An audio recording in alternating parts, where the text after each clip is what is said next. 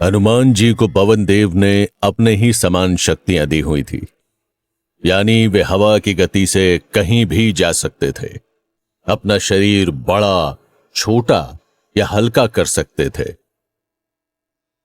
लेकिन हनुमान जी थे तो बच्चे ही, न उन्हें अपनी शक्तियों का अंदाजा था और न ही इतनी समझ थी कि उन्हें कब और कैसे प्रयोग करना चाहिए।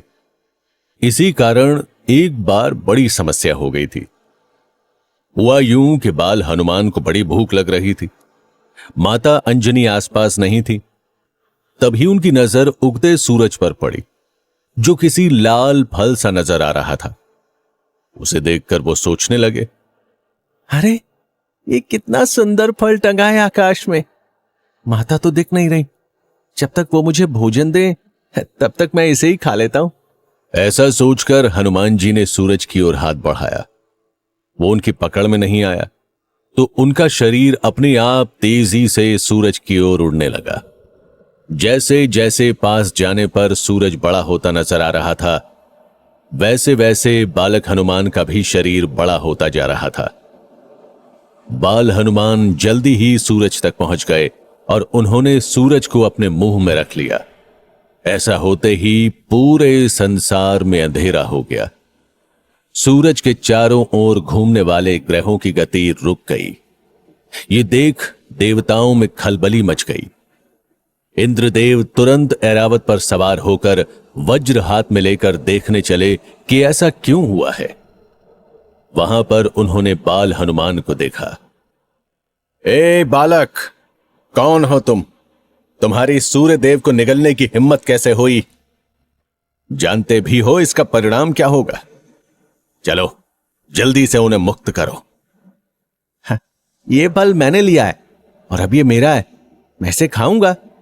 ये कोई फल नहीं है, सूर्य देव हैं, जिनकी ऊर्जा और प्रकाश से सारा संसार चल रहा है। इंद्रदेव समझाने की कोशिश कर रहे थे, मगर हनुमान जी तो बच्चे ही थे। उन्हें इन सब बातों की कहां समझ थी। आखिर में इंद्रदेव को इतना गुस्सा आया कि उन्होंने अपने वज्र से हनुमान जी पर प्रहार कर दिया, जिससे वो बेहोश होकर पृथ्वी पर गिर गए। जब यह बात पवन देव को पता चली तो वो बुरी तरह क्रोधित हो उठे। इंद्रदेव, हनुमान को चोट पहुंचाकर तुमने अच्छा नहीं किया।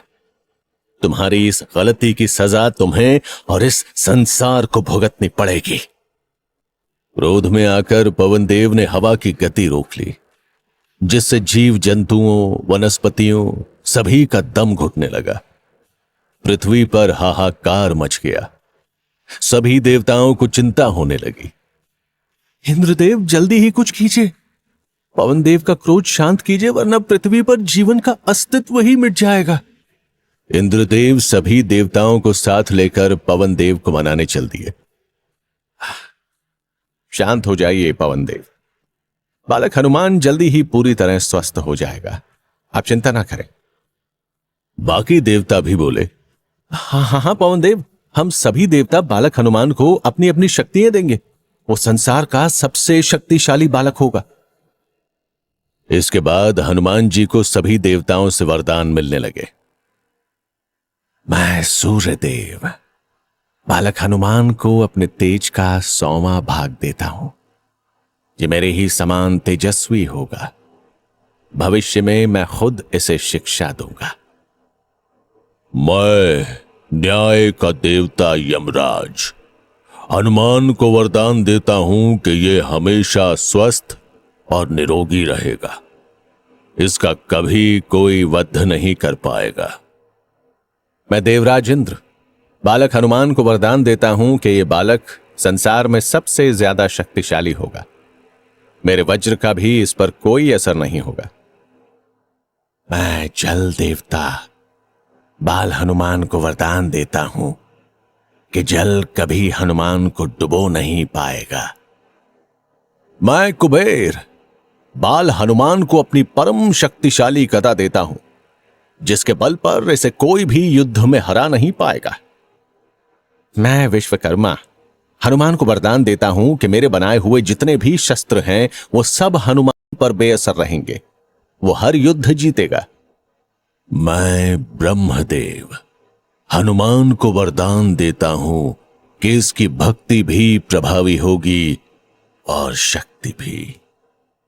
ये इच्छा और जरूरत के अनुसार रूप, रंग, आकार बदल सकेगा।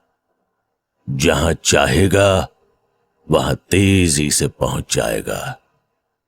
इस पर ब्रह्मास्त्र का भी कोई असर नहीं होगा। इस तरह सभी देवताओं ने बालक हनुमान को कोई न कोई वरदान दिया, जिससे पवन देव का क्रोध शांत हुआ। मगर इस घटना के कारण एक और बात हुई। हनुमान जी बहुत कम उम्र में ही बहुत शक्तिशाली हो गए, जबकि अभी उन्हें शक्तियों को संभालना नहीं आया था। हाँ, तो क्या उन्होंने शक्तियों का कोई गलत प्रयोग किया? गलत नहीं कह सकते, वो तो बाल सुलभ शरारतें ही करते थे। मगर उनकी शक्तियों की वजह से छोटी छोटी शरारतें भी बड़ी हो जाती थी और दूसरों के लिए बड़ी मुश्किलें खड़ी कर देती थी। हाँ, जैसे? कभी छोटा सा रूप लेकर जंगल में जाकर छिप जाते, कभी आकार बड़ा कर लोगों को डरा देते। खासकर उन्हें ध्यान में आंखें बंद कर बैठे हुए तपस्वियों, योगियों को तंग करने में बड़ा मजा आता। किसी को ऊपर हवा में उठा देते तो किसी को पेड़ पर बिठा देते। कभी तेज हवा चलाकर उनका ध्यान भंग कर देते तो कभी सामान गायब कर देते। इसी कारण एक बार एक ऋषि ने उन्हें श्राप दे दिया। ओ शैतान बालक, तुमने यहां सबकी नाक में दम किया हुआ है, इसीलिए मैं तुम्हें श्राप देता हूं कि तुम अपनी सारी शक्तियों को इसी क्षण भूल जाओ, ताकि फिर किसी को ना सता सको।